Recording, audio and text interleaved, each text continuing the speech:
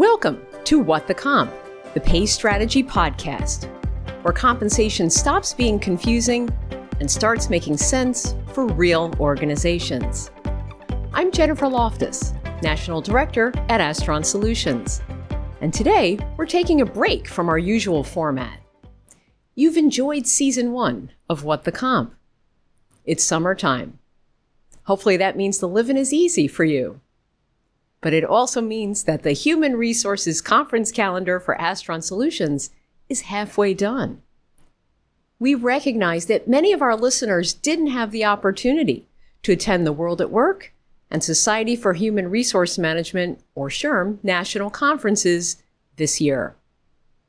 The WorldatWork National Conference was held in San Antonio, Texas in mid-April, while the SHRM National Conference was held in Orlando, Florida in mid-June.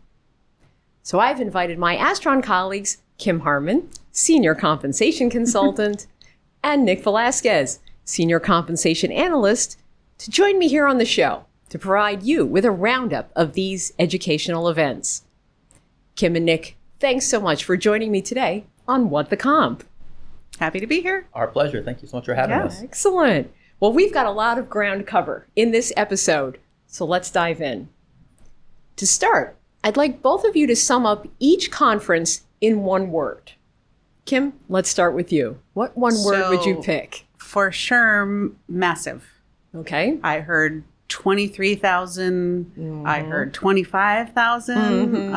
And I was overwhelmed. I mean, we've been to, we go every year as a team, and I feel that it's increasingly, getting larger, bigger. Yep. WorldatWork was, smaller. I don't know if I have one word. I would say that was more intimate if I had to choose. Yeah. All right. Excellent. Nick, how about you? For SHRM, I would say invigorating this year. Invigorating. Yes. Ooh, why that word?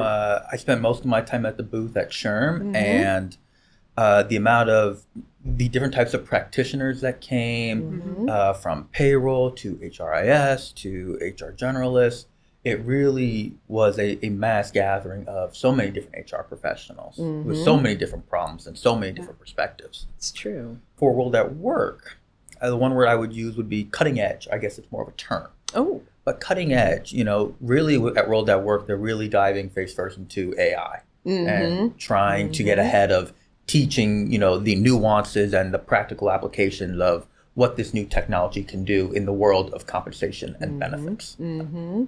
Right. That's interesting. You mentioned about AI. And just thinking back to WorldatWork, definitely, there were so many sessions and learning opportunities on AI. Was that, I know when we talked with people at our exhibit booth, there was discussion about AI. Did you notice that both at SHRM as well or not? I noticed a big difference between the two conferences on that topic. I felt that at WorldatWork, it was just immersed in AI. There were multiple sessions specifically on AI, and it was more about operationalizing AI, using AI for compensation, for total rewards, how to, build this out in your organization. Whereas SHRM was expressly trying to bring in that human intelligence and showing how we need to bring the human back in.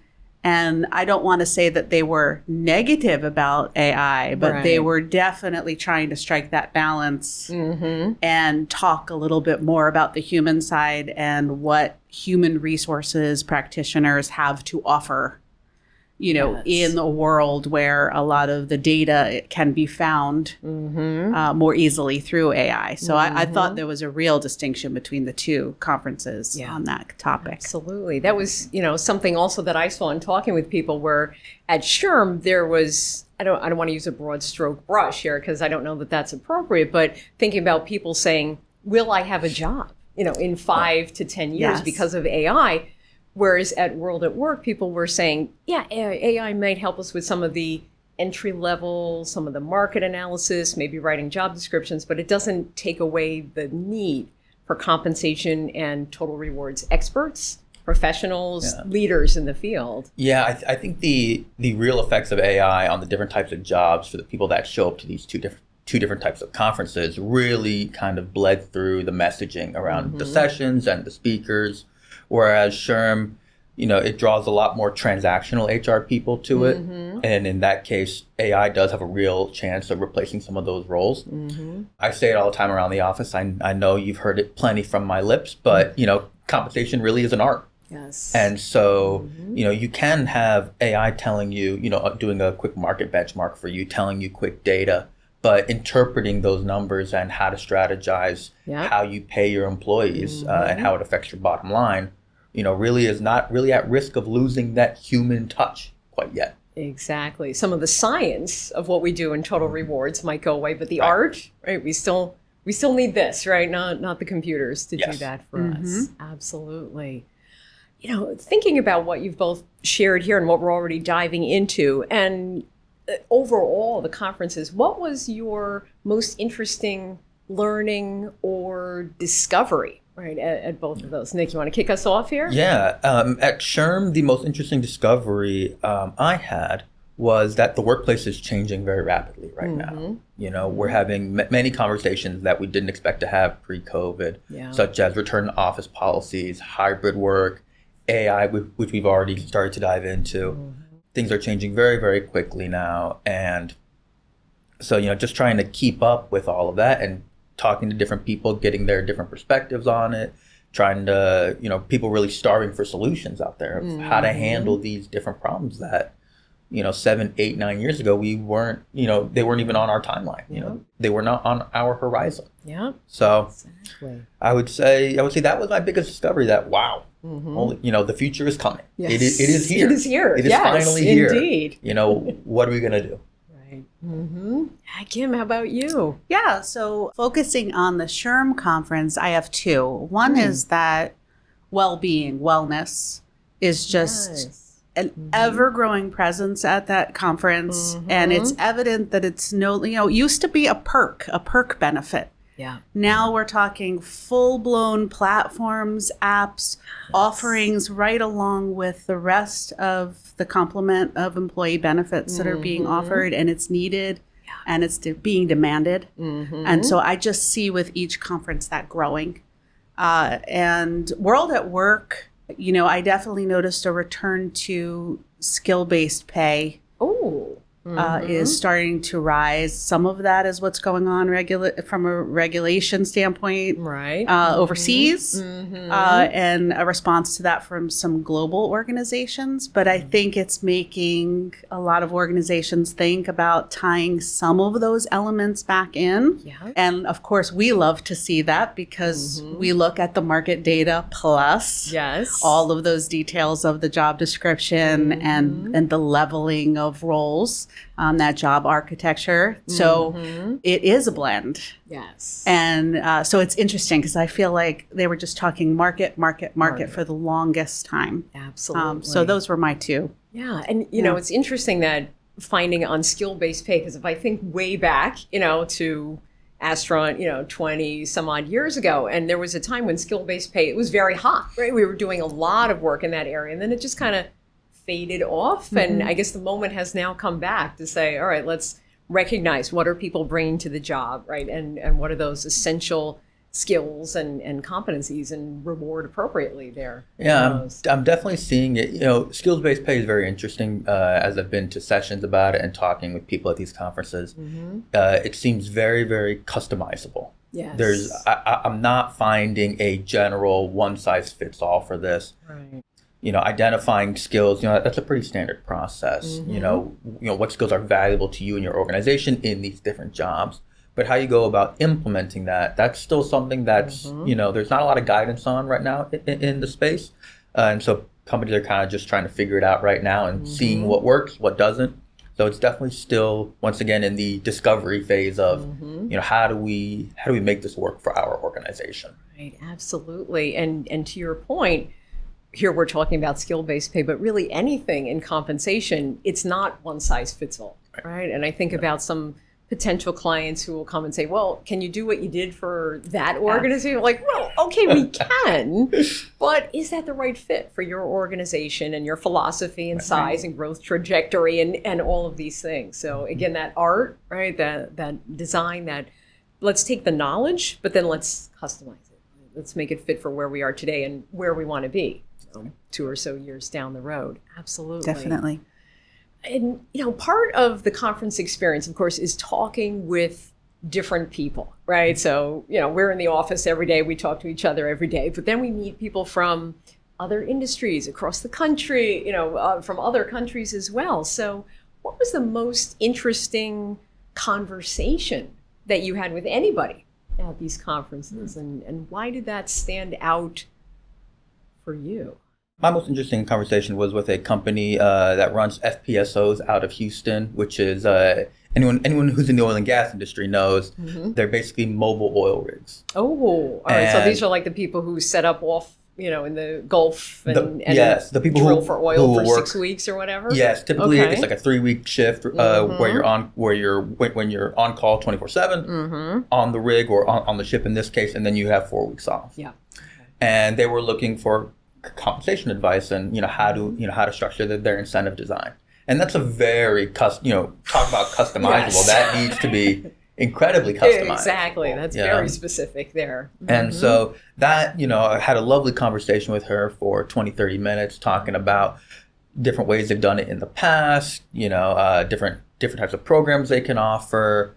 And it's really interesting that the ways that we try to solve problems in compensation. They offer things such as an airfare benefit where they would pay for employees a flight anywhere they'd like to go once they were back stateside. Oh wow, nice. And just small little things like that where any other industry that's not a conversation over. It's not a starter. No.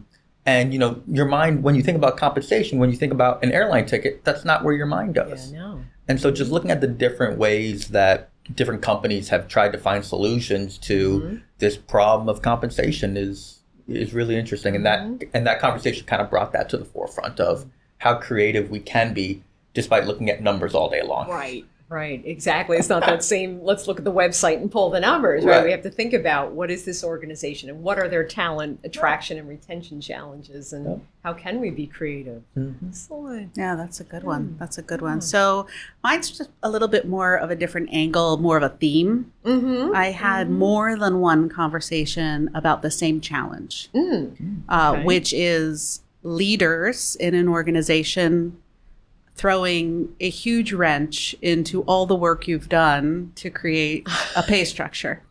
No, that never happens. And, it really was, for me, an overriding theme because I had more than one person I chatted with during the conference that was just, and I empathized just from, in the past being inside industry, inside HR, and having that happen. You have all of this set up, and then a leader insists on making a job offer that throws all of your internal equity out of whack, and then the obvious answer is you could bring everyone up, but then you're overpaying. Yes. A whole job group that you really don't need to be overpaying if not for, this leader's. So just that idea of like sort of that strong arming and, getting, once again, HR getting that buy-in on, a lot of work gets put into this and to trust it. Yes. To trust it. Exactly. And, how do we get there? Yes. With execs. So, and regular listeners to the podcast will recognize those themes, right? Because we've done some episodes on who's making the offer and who's following policy and who's throwing things out of whack. So if any of our listeners haven't heard those episodes, please go back and check them out. And Nick, I think I cut you off there. No worries. But yes, I think the conferences are really great for that in educating people on how to deal with leaders, not deal with leaders, but how to communicate appropriately with leaders and how to be persuasive and influential. And not only between a COE like Total Rewards, like we focus on, but also connecting within HR. Talking with your Comp and Ben team, with your HR generalists and your HR business partners, and having them understand what's going on, in our world, and being able to communicate that and spread that effectively among their different groups. Yes. I think that's really important, and that's really what's needed. It's one of the things that's needed the most in HR. Yeah, absolutely. Being able to turn the minds of of others in your organization, from thinking of HR as more of a transactional group, more of a cost center, into more of a strategic partner in the organization. You know, it's interesting, Nick, you used the word transactional there, because I was thinking myself, right? What were some of the most interesting conversations that I had across these two conference events? And really, it was those opportunities where we had either clients stopping by or people that I've worked with before that I ran into, you know, in the session or in the exhibit hall, and really spending good time with these people, you know, 20 minutes, 30 minutes talking, learning more about them, as opposed to we're in a project, let's focus on the project, very transactional in a good way, but still, you know, let's get the work done that we need to get done, and really find out who are these people and what makes them tick, and, you know, what did they do in college, and, you know, what's their family like, all those things. It really brings the human element right into HR and total rewards that we're doing here. So interesting. We're seeing similar themes here across. Yeah. So we've already talked about a couple of trends, right, that we saw in our conversations, in the sessions, AI, you know, getting everyone on the same path. Were there other trends that you saw during either or both of these conferences that you think would be interesting for our listeners to learn more about or to hear about? Kind of piggybacking off Kim's, I'd say, is the trend towards wellness, you know, to kind of steal Kim's word. Sorry, I couldn't come up with my own. No, it's a good word. Yeah, I'd say driven by my generation, Generation Z, there is much more of a push towards going beyond just base salary. They want to make sure that organizations are taking care of them, that organizations are loyal to them just as they are loyal to their organization. It's no longer an expectation that employees, you know, I'm going to stick with you for 10, 20, 30 years. And, you know, a big part of that is, you know, mental health is now on the rise. Kim was talking about, you know, some more niche aspects of wellness other than just making sure that you are on the company's medical plan.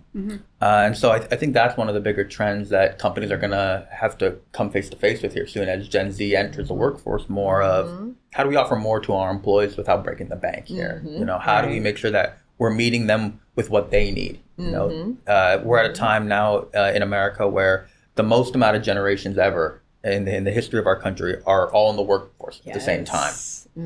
And, you know, your total rewards package now cannot be a monolith. It needs to be adaptive in order to meet the needs of different kinds of employees that you have, and being smart and strategic about what you're paying for and what you're offering. Right, because our baby boomers are not necessarily interested in what Gen Z is looking for, or, you know, any of the other generation. I think there's 5 now in the workplace, maybe 6 pretty soon, which is crazy to think about. It used to be just 2, right? But recognizing that diversity of needs and some things that are core to everybody, mental health, right? It doesn't matter whether you're 80 or 8, right? This is important to everybody. Excellent. Right. Excellent. That was a good tagline. Doesn't matter if you're 80 or 8. I like it. I like it.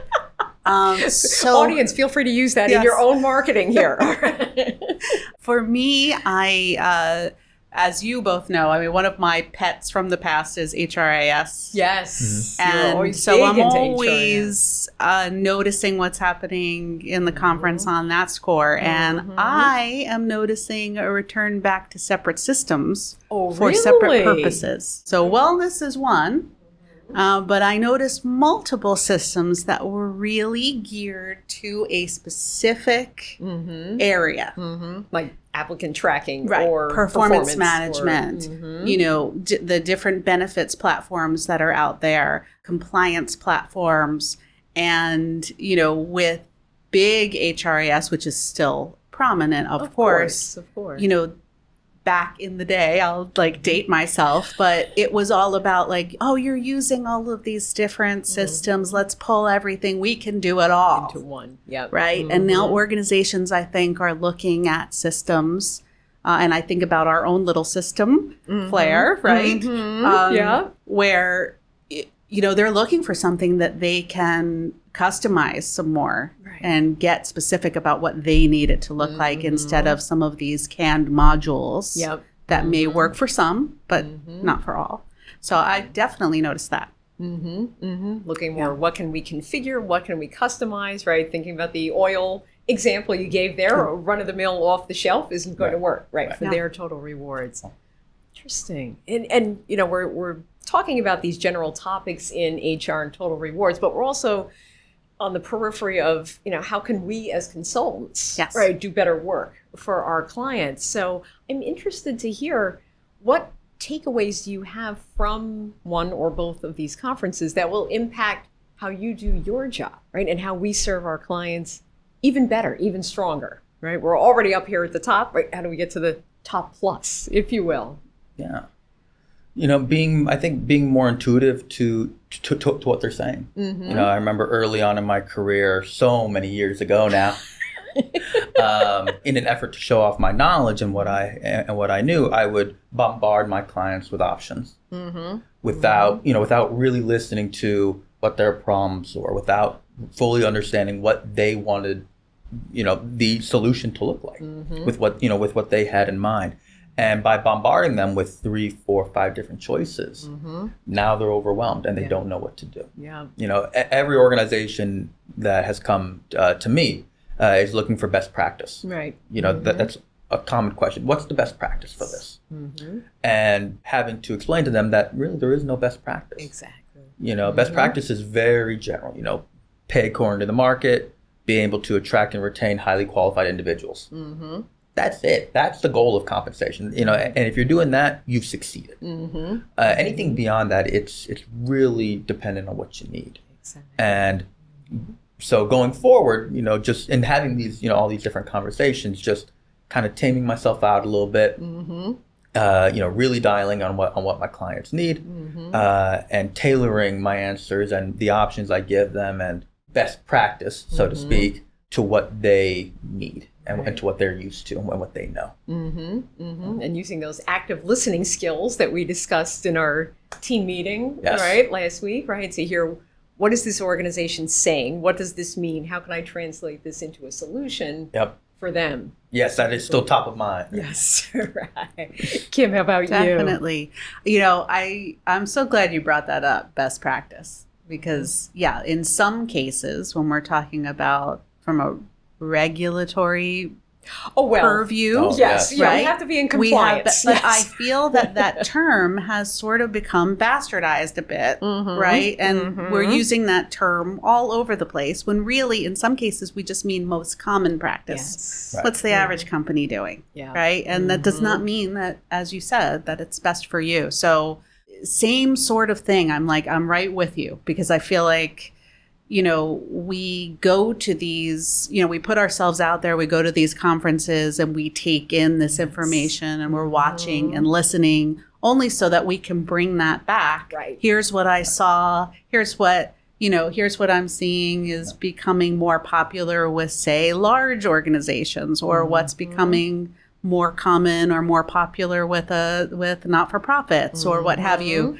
And we have that ability to sift all that we saw and heard and share that as most appropriate, right, with our clients. Mm-hmm. So yeah, I'm right with you on that. Mm-hmm. Mm-hmm. Excellent. And, you know, we think about these conferences in hindsight, right? Hindsight being 2020, of course. And if you were on the planning committee, right, for SHRM or WorldatWork for these national flagship events, what are some things that you would want to see more of at the conferences? Anything stand out? I know for me, from a SHRM perspective, I was thrilled to see how many sessions there were that were dedicated towards total rewards, right? Because if I think back 10, 15 years, they'd have maybe a couple, and that was about it. But obviously the appetite is there for more, and they've expanded the programming, which was good to see. How about both of you? It's funny in that you mentioned classes on total rewards. Maybe this is, you know, the energy of youth, but I'd like to see more of that. I feel that one of the major downsides of SHRM is that because it's a mass gathering, you need to cater to the masses. Right. And so they have things from employee recognition and reward programs to benefits, relations, to legal advice, compliance. Mass spattering of topics. But never really diving in too deep into any one of them, I find. And so I'd love to see even more classes about total rewards, more classes on benefits, really educating our HR business partners, our HR generalists, you know, more so that general HR role, it would be behoove of SHRM to take a page out of WorldatWork's book and, really dial in on some of these topics, I feel. So, again, I haven't been going to SHRM conferences as long as you have, and so I can only imagine the progress they've made since you've started going, but I'd love to see even more. Absolutely. And we're biased, right? We truly admit this. We are total rewards geeks here, but absolutely. Kim, what about you? Well, my first is a bit of a joke, but not a joke. The buses. I have that later. I was going to comment on the buses. A little bit of a better situation on the buses for SHRM. But to be continued, yes. TBD. But I think for SHRM, I really liked that they brought in the brain date concept, and I'd really like to see them do more with breakout sessions and perhaps more of an opportunity even to speak with the speakers. Yes. Because there's always this gathering at the end. You had your own, right? Yes. You have a line of people wanting to ask you their own little tidbit question. Or how about that? And it would be really nice if there were a carved out space for that. Yes. I think people get really engaged with the session that they sit in, and they might want to actually explore that a bit, whether that's with other people they were sitting with or whether that's with the speaker themselves. Yes. So, for SHRM, I would say that. WorldatWork, I would say, because it's more intimate, as I mentioned earlier, I would prefer actually signing up for a session and knowing that I have a seat in it. So I am looking at it as an attendee and from a logistical standpoint to some degree, where, I had a couple, as that I couldn't get into, that I was looking forward to hearing. And so whether that's, having that opportunity for them to get a sense, because it's smaller. I know that's not possible at SHRM, but at WorldatWork, I think it is possible. Exactly. So, those were my two, more logistical. Yes. And even though they have the recording option for a number of the sessions, it's good. I don't know that it's necessarily the same, right? As when you're there, you're hearing it live, you can talk to the person next, like, oh my God, are you dealing with this? That kind of a thing, that in that moment networking, you lose out on that part. And, on the flip side, so we're talking about what would you see more of, right? What would you do differently for next year? Kim, I'm with you on the buses here, and I recognize that we're dealing with 20x thousands of people, and we can't all stay in the hotel right by the convention center. But that would be actually for both conferences, because we think back to San Antonio with the howling wind, the rain, we're not there for the weather, but it's a struggle, right? And we want to be our best and enjoy the conference. So that would be one of my takeaways.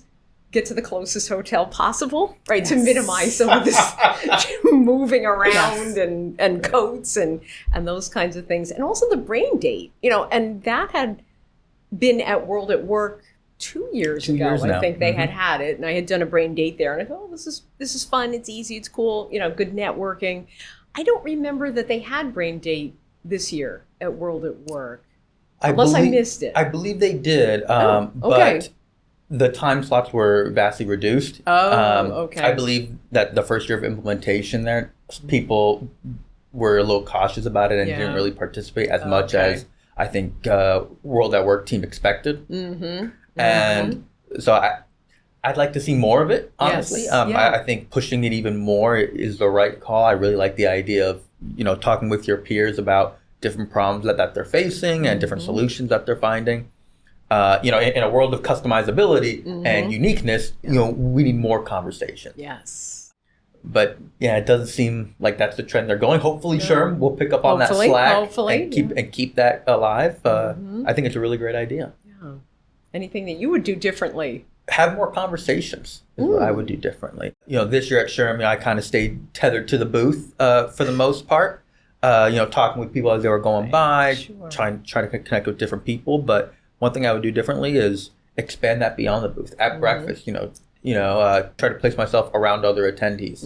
Ask them, where they're coming from, what organizations they're working at, problems that brought them here, what they're hoping to get out of the conference. Same thing at lunch or dinner or at the end of day events that oftentimes companies will host. Just having more conversations. Which big theme in our office right now in this in the past few months, and absolutely, I hope to I hope to be a part of that. I'm confident we all will be, and you will be, definitely, because there's so much good that comes out of conversations, right? Building one's network. From a business standpoint, you never know, and it makes the time go quicker and the conference even more fun, right? So there's lots of good opportunities with conversations. So I'm looking at the clock. We have been talking for quite a while here. This is good. Our listeners. Easy for us. That's easy for us. Yes. We are good talkers. Yes. And our listeners undoubtedly are coming away with a lot of food for thought, right? Thinking about, how do I get my conference attendance in the budget for next year, right? So I can be in Nashville or I can be in Chicago, right? For these marquee events. So let's end on a high note here. And let me ask you, what was your favorite conference moment? Because there were a lot of moments, right? Across WorldatWork, across SHRM. What was the one or two standouts for you? My favorite, and this is going to be no surprise, was the end of day event at Hollywood Studios. Yes. Us all being big Disney fanatics here. Right. Yes. It's not every day that you can go into a park that's been totally bought out for 4 hours. And, it's a totally different experience than going, with the rest of the crowd. Having the food prepaid already, drinks provided as well, and the lines were so short. Yes. Except for the Star Wars rides, which those are the best. Those are the best. Those are the best. And those lines will never be below 45 minutes. No. Never.